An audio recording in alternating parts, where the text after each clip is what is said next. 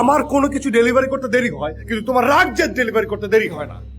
এই আমার মতো ছেলে বলে তোমার সাথে 3 বছরের সম্পর্ক এটা টিকে গেছে। অন্য কোনো ছেলে থাকলে 3 বছর কি 3 দিনও টিকতো না।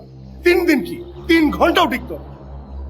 আই তুমি মুখ সামলায় কথা বলো কিন্তু। আমি মুখ সামলাই কথা বলছি। মানে সারা রাত মেয়েদের সাথে চ্যাট করো, কিন্তু আমার এসএমএস এর রিপ্লাই তো তুমি দাও না। আবার তুমি এখন আমার রাগের কথা বলো। আমি অকারণে রাগি না। শোনো, প্রত্যেকটা রাগের বিহাইন্ড দ্য সিনে তুমি থাকো। সারা রাত জেগে আমি মেয়েদের সাথে চ্যাট করি? হ্যাঁ, পড়ালেখা তো করো না। আমি পড়ালেখা করি।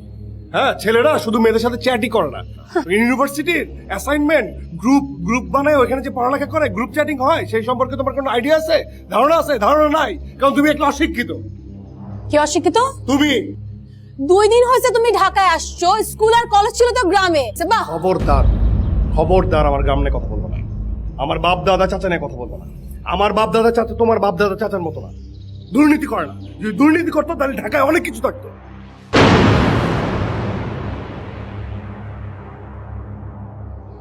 এই নিয়ে গত 3 বছরে অ্যাটলিস্ট 50 বার ব্রেকআপ হয়েছে।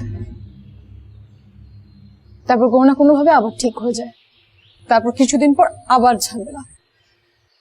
এখন আমাদের সত্যি সবকিছু শেষ করা উচিত, একেবারে শেষবারের মতো শেষ করা উচিত। হ্যাঁ, এটাই ভালো। 3 দিন ভালো থাকি, 4 দিন খারাপ। ছোটখাটো বিষয় নিয়ে ঝামেলা, কারণে অকারণে ঝগড়া, লম্বা এক্সপেকটেশন, এভাবে আর হয় না। তুমি আমাকে এসএমএস দিয়ে আর সরি লিখবে না। তুমি আমাকে কল করবে না, আর আমি যদি কলও করি তাহলে ধরবা না। সব জায়গা থেকে আমাকে ব্লক করে দিবা।